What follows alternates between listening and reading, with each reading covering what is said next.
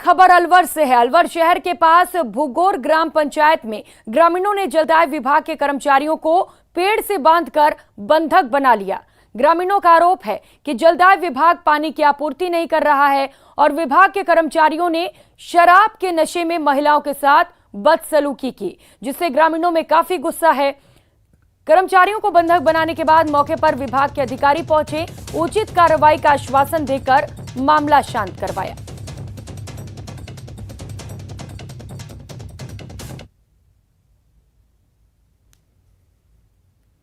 ये PhD block उमरेन वालों ने इतनी अति कर रखी है। रात को लेडीजें पानी के लिए फोन करती है तो रात को गंदी गालियां देते हैं और शराब पी के शराब के पैसे मांगते हैं, मीट के लिए पैसे मांगते हैं और उन लोगों को पानी छोड़ते हैं जो इनको पैसे दे रहे हैं। सरेआम खुलेआम पैसे मांग रहे हैं। राजेंद्र सहयोगी इसी खबर पर ज्यादा जानकारी देंगे। राजेंद्र, जलदाय विभाग के कर्मचारियों पर आरोप लग रहे हैं कि शराब के नशे में महिलाओं के साथ बदतमीजी की गई है। क्या है पूरा मामला? अभी तक जांच कहां तक पहुंची है? पूरी जानकारी दीजिए।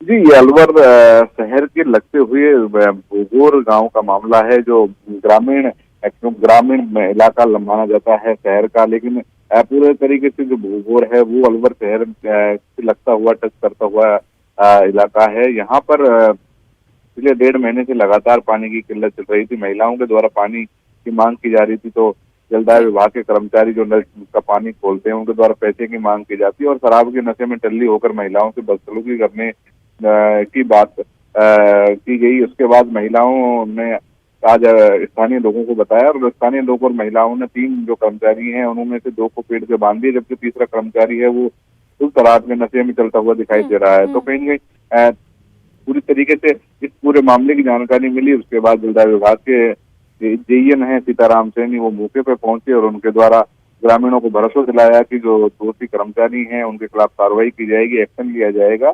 और उसके बाद पुलिस थाने में कोई मामला दर्ज नहीं हुआ है और उन्हें छुड़वा लिया गया है। और अब जलदाय विभाग के अधिकारी क्या कार्रवाई करते हैं ये देखने वाली बात होगी। बिल्कुल राजेंद्र, कार्रवाई क्या होती है ये देखने वाली बात ये होगी, लेकिन जिन अधिकारियों को बंधक बनाया गया था राजेंद्र, क्या उनकी ओर से कोई सफाई पेश की गई है अब तक मामले को लेकर?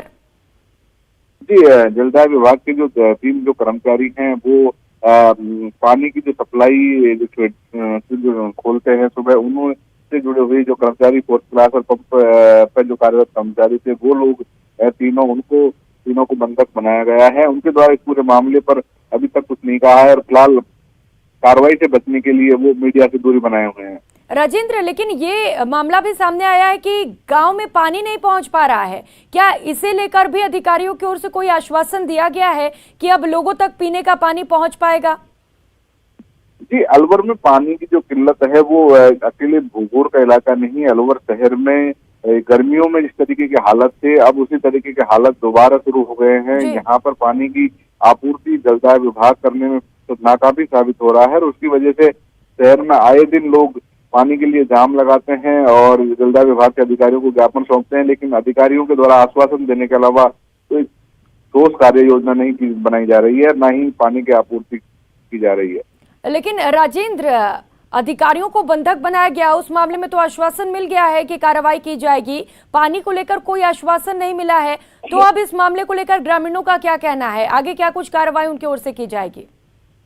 ग्रामीणों के द्वारा कहा गया है कि अगर उनके इलाके में पानी की आपूर्ति नहीं हो जाती है तो भूगोर से जो जल पाइपलाइन जो अलवर की तरफ आ रही है उन पाइपलाइनों से वो पानी की आपूर्ति क्षेत्र में करेंगे। तो कहीं कहीं अगर ग्रामीण आंदोलन ठीक है राजेंद्र, आंदोलन करेंगे तो वो खबर भी दिखाएंगे हम दर्शकों को। बहुत शुक्रिया आपका इन तमाम जानकारियों के लिए।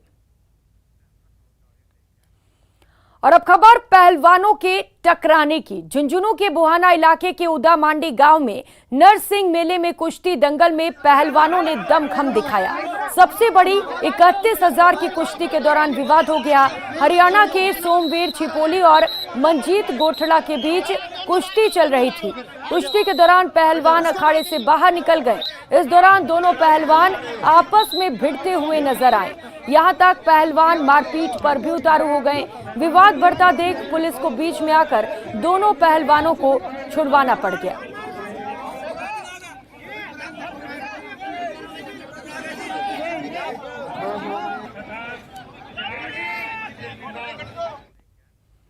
और रुक कर लेते हैं अगली खबर का। बीजेपी के प्रदेश अध्यक्ष सतीश पूनिया जोधपुर के दौरे पर हैं। इस दौरान पूनिया ने बताया कि पीएम नरेंद्र मोदी के जन्मदिन के मौके पर 17 सितंबर से 2 अक्टूबर को बीजेपी सेवा पखवाड़ा मनाएगी। सतीश पूनिया ने इस दौरान कांग्रेस पर जमकर हमला बोला। पूनिया ने कहा कि राजस्थान के इतिहास में से अकर्मण्य सरकार कभी नहीं देखी गई। साथ ही साथ कांग्रेस की भारत जोड़ो यात्रा को लेकर भी राहुल गांधी पर तंज कसा।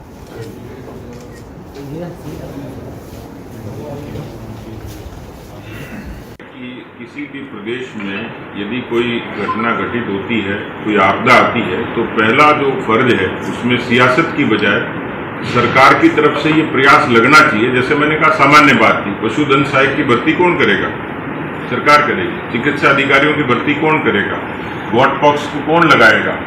सर्वे कौन करेगा? उनको दफनाने के लिए व्यवस्था कौन करेगा?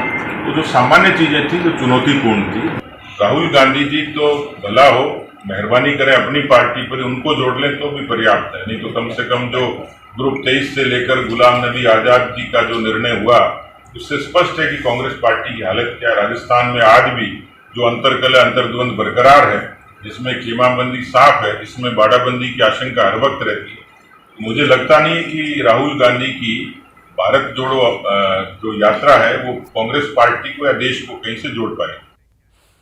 वहीं अलवर सरस डेयरी में एक बार फिर से मिलावटी दूध मिला है। 3 महीने के भीतर मिलावटी दूध मिलने का ये तीसरा मामला है। डेयरी प्रशासन को रामगढ़ से आने वाले दूध में मिलावट की शिकायत मिली थी। इस पर विजिलेंस टीम ने रामगढ़ से आए टैंकर की जब जांच की तो दूध में मिलावट की पुष्टि हुई। इसके बाद प्रशासन ने करीब 3500 लीटर दूध को अधिकारियों की मौजूदगी में नाले में बहा दिया। इससे पहले भी दूध में मिलावट की पुष्टि होने पर डेयरी प्रशासन ने 9000 और 4500 लीटर दूध को नाली में बहाकर टैंकर को ब्लैकलिस्ट किया था।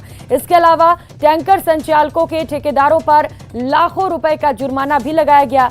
सरस डेयरी के चेयरमैन ने कहा कि 3 घंटे बाइक पर पीछा करके इस टैंकर को पकड़ा गया। लोगों का सरस डेयरी पर से विश्वास टूटता जा रहा है। मिलावट पर पूरी तरह से रोक लगेगी। जो मिलावट करने की कोशिश करेगा उसके खिलाफ सख्त कदम उठाए जाएंगे।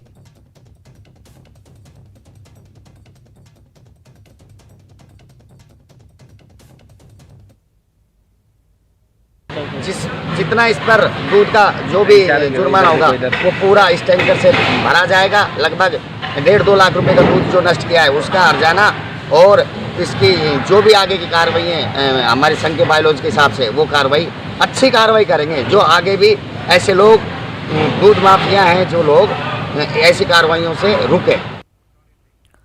और अब बात झुंझुनू की, जहां के झांझोट बस स्टैंड से मारपीट का एक सीसीटीवी वीडियो सामने आया। इस मामले को लेकर पीड़ित शराब ठेकेदार मुकेश चौधरी ने पुलिस में एफआईआर दर्ज कराई है। बताया गया है कि पीड़ित का कार्यालय झांझोट बस स्टैंड पर है, जहां सुल्ताना के बाबा गैंग के बदमाशों ने उसके साथ लूट की वारदात को अंजाम दिया। आरोपी उसके पास से 5 लाख रुपए कैश, सोने की चेन छीनकर फरार हो गए। विरोध करने पर उसको पीटा गया। ये सारी वारदात सीसीटीवी कैमरे में कैद हो गई। पुलिस ने मामले में रिपोर्ट दर्ज कर ली है और मामले पर जांच शुरू कर दी गई है।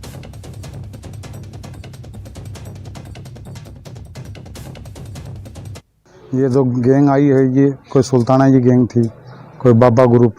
इसने इन्होंने मेरी लोकेशन ली है और इनको पता था कि ये पेमेंट लेके जाता है 1-1:30 बजे के करीब। तो इनकी 3 गाड़ियां, एक बाइक, ये 15-20 बंदे मेरे ऑफिस पे आए। इन्होंने मेरे साथ मारपीट की, मेरे पैसे ले गए, मेरे सोने की चैन ले गए। तो इनके आपस में ये तथ्य सामने आया कि इनके आपस में कोई बस जो साझे में चलती है उनके पैसों का लेन देन का विवाद है। इस संबंध में इसने एफआईआर कराई है, एफआईआर दर्ज कर ली है, जिसकी जांच की जा रही है। जांच में जो भी होगा वो किया जाएगा।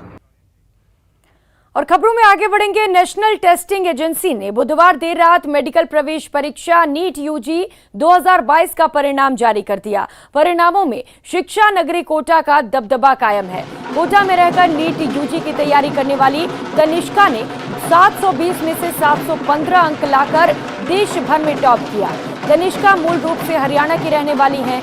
नीट यूजी 2022 परीक्षा 17 जुलाई को हुई, जिसमें 18,72,342 विद्यार्थियों ने रजिस्ट्रेशन किया था।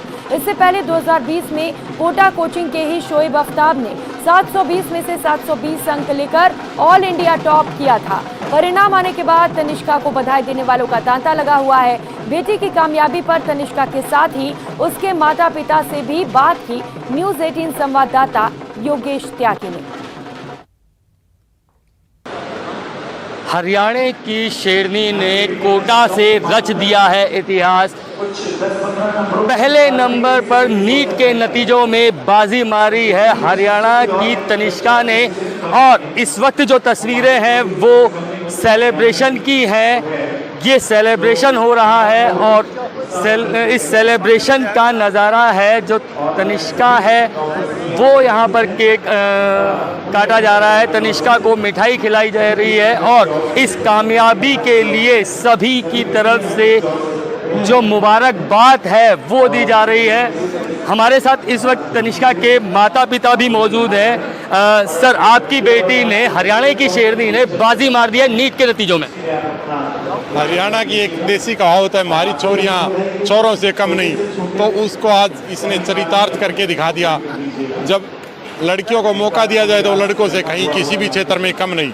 खेलों में तो हरियाणा का नंबर 1 है और पढ़ाई में भी इस प्रकार, जैसे एक हम ग्रामीण प्रवेश से संबंधित रखते हैं तो हमारा महेंद्रगढ़ जिला, विशेष रूप से मेरा गांव बाछौद, उसको इसने अंतर्राष्ट्रीय मंच पर ला दिया। तो बेटी को इस कामयाबी पर हम सबको गर्व है। तो मुझे काफी अच्छा लग रहा है। जिन लोगों ने मेरे लिए इतना कुछ किया, मैं उनके लिए एटलीस्ट थोड़ा बहुत तो कर पाई। गुरुजनों को किस तरीके से सपोर्ट मिला? कोटा में आप 2 साल से रहकर पढ़ाई कर रही हैं, किस तरीके से ये अचीव किया? सर, टीचर्स का तो मुझे लगता है उनकी एफर्ट्स मुझसे ज़्यादा थी। मतलब अगर मुझे रात को 12 बजे भी डाउट पूछना है तो वो लोग बताएंगे। सौभाग्य की बात है, विशेष कृपा है कि पहली बार ऐसा हुआ कि 4 बच्चों के 715 नंबर। अब किसको फर्स्ट माना जाए, तो ये नियम बनाया गया कि जिसने पहले किया रजिस्ट्रेशन नीट के लिए उसको कर दो टॉपर। 18 लाख बच्चों को पछाड़कर टॉपर बनी है और हरियाणा का नाम रोशन कर दिया है। योगेश त्यागी, न्यूज़ 18 कोटा। उधर बांग्लादेश की पीएम शेख हसीना अपने दौरे के अंतिम दिन आज अजमेर पहुंची हैं। बांग्लादेश की पीएम शेख हसीना अजमेर दरगाह में जियारत करने पहुंची। सोमवार को 4 दिन की भारत यात्रा पर पहुंची शेख हसीना का अजमेर आने का कार्यक्रम पहले से तय था। ख्वाजा के दरबार में शेख हसीना ने जियारत की और भारत बांग्लादेश के लिए खुशहाली की दुआ मांगी। बांग्लादेश के पीएम शेख हसीना के अजमेर दौरे और दरगाह जियारत को लेकर सुरक्षा पूरी तरह से चाक चौबंद रहे। शेख हसीना जयपुर से सड़क मार्ग से अजमेर पहुंची। वहां सुरक्षा के मद्देनजर दरगाह को सुबह 8 बजे से ही खाली कराना शुरू कर दिया गया।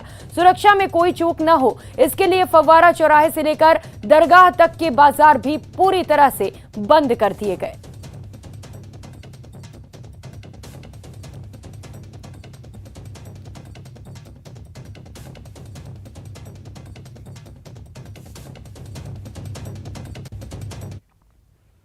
और अब बात देश के उपराष्ट्रपति जगदीप धनखड़ की, जो उपराष्ट्रपति बनने के बाद पहली बार अपने पैतृक गांव किठाना पहुंचे। यहां जगदीप धनखड़ का भव्य स्वागत किया गया। सुबह आर्मी के हेलीकॉप्टर से पैतृक गांव आए धनखड़ सबसे पहले अपने आराध्य बालाजी के दर्शन करने के लिए पहुंचे। इससे पहले मंदिर तक के रास्ते में हजारों की संख्या में मौजूद लोगों ने उनका स्वागत किया। मंदिर में पूजा अर्चना और भगवान का आशीर्वाद लेने के बाद वे अपने घर पहुंचे। यहां वे अपने दोस्तों और परिजनों से मिले। उपराष्ट्रपति गांव के महात्मा गांधी राजकीय विद्यालय के स्कूल की नई बिल्डिंग का भी शिलान्यास किया। तो ये 5 अलग अलग तस्वीरें आपके टीवी स्क्रीन पर। और किठाना दौरे पर उपराष्ट्रपति जगदीप धनखड़ हैं। दौरे पर उन्होंने क्या कुछ किया, और ये सारी कार्यक्रम की तस्वीरें आपके टीवी स्क्रीन पर।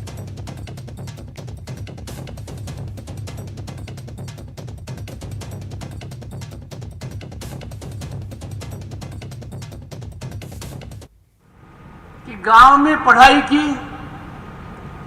अपने यहाँ उसमें न बिजली थी, न सड़क थी, टेलीफोन वगैरह तो दूर की बात है, और 6ठी क्लास में गढ़ाना जाना पड़ता था। इतना लंबा सफर और आपके पराक्रम और आशीर्वाद से वहां पहुंचना एक बहुत बड़े बदलाव को संकेत देता है। किसान परिवार किसान पृष्ठभूमि से कोई व्यक्ति वहां पहुंचे, मैं समझता हूं संविधान निर्माताओं की आत्मा को बहुत बड़ा सुख मिला होगा। और रुक करेंगे अगली खबर का। मिड डे मील योजना के पोषाहार वितरण में अनियमितताओं के मामले में आयकर विभाग की छापेमारी की कार्रवाई दूसरे दिन भी जारी है। पोषाहार सप्लाई से जुड़ी कंपनियों के साथ साथ प्रदेश के गृह राज्य मंत्री राजेंद्र यादव से जुड़े ठिकानों पर आयकर अधिकारी जांच में जुटे हैं। छापे की कार्रवाई के पहले दिन आयकर विभाग ने कई दस्तावेज जब्त किए। इनके जांच में पता चला कि पोषाहार को कम कीमत पर खरीदकर भारी भरकम राशि उठाई गई। इतना ही नहीं, पोषाहार के परिवहन और सप्लाई में भी अनियमितताएं पाई गई हैं। मंत्री राजेंद्र यादव की कोटपुतली स्थित factory Rajasthan flexible packaging company पर भी दूसरे दिन जांच जारी रही। जयपुर, जोधपुर, पाली, भीलवाड़ा और कोटपुतली में चल रही जांच में आयकर अधिकारियों को बड़े पैमाने पर अघोषित संपत्ति के दस्तावेज भी मिले हैं। वहीं छापों में अलग अलग ठिकानों पर बड़े पैमाने पर काला धन भी मिला है। रेट में 1.5 करोड़ से ज्यादा नकदी के साथ ही भारी मात्रा में सोने चांदी के आभूषण, अलग अलग बैंकों में 2 दर्जन से ज्यादा अघोषित बैंक लॉकर्स और बड़े पैमाने पर बैंक खातों की जानकारी सामने आई है।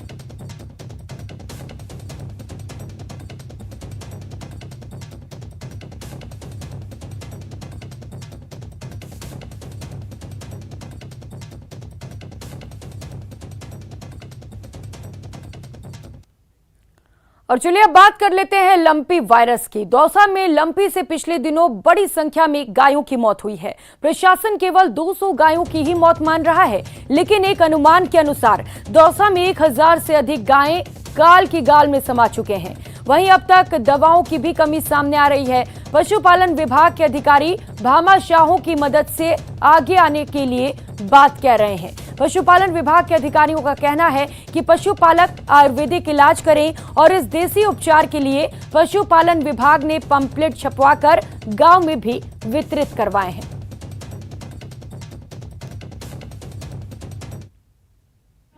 सात 7,455 किसाएं, 188 गोवंश की मृत्यु हुई है। मोर्टेलिटी रेट दौसा जिले की 0.45% है। दौसा जिले में 1,51,118 गोवंश है। और अब बात कोटा की, जहां गणपति की विदाई को लेकर एसपी, कलेक्टर सहित कई पुलिस और प्रशासनिक अधिकारियों ने व्यवस्थाओं का जायजा लिया। अनंत चतुर्दशी का ये जुलूस शहर वासियों के धैर्य, सौहार्द और पुलिस के इंतजामों की भी परीक्षा है। अनंत चतुर्दशी का ये जुलूस हड़ौती ही नहीं बल्कि प्रदेश में अपनी अलग पहचान रखता है। कोटा में जुलूस को लेकर 4 अलग अलग ड्रोन कैमरे से चप्पे चप्पे पर निगरानी रहेगी। 5 किलोमीटर के इस जुलूस में 3500 से अधिक पुलिसकर्मी तैनात रहेंगे। यहाँ से जो है गणपति की विदाई का जो कार्यक्रम है, शोभा यात्रा का जो कार्यक्रम है वो शुरू किया जाएगा। हमारे साथ यहाँ के महापौर सहित अन्य जो व्यक्ति मौजूद हैं उनसे बातचीत करते हैं। पूर्ण रूप से बढ़िया साफ करवाया जा रहा है, बिल्कुल भी मिट्टी पत्थर कुछ भी नहीं छोड़े जा रहे हैं। उसके अलावा विद्युत व्यवस्था जो है वो बहुत बढ़िया की जा रही है। विद्युत सज्जा बहुत बढ़िया हो रही है। पूरे रोड पे हेलोजन्स के अलावा सीरीज भी लगाई जा रही है। पेड़ों में लाइटिंग लगाई जा रही है। अनंत चतुर्दशी का जो जुलूस है ये राष्ट्र महत्व के हिसाब से बहुत बड़ा जुलूस है, क्योंकि अनंत चतुर्दशी आज़ादी के आंदोलन से जुड़ा हुआ जुलूस है। इस बुलेटिन में फिलहाल इतना ही। मुझे दीजिए इजाजत। नमस्कार।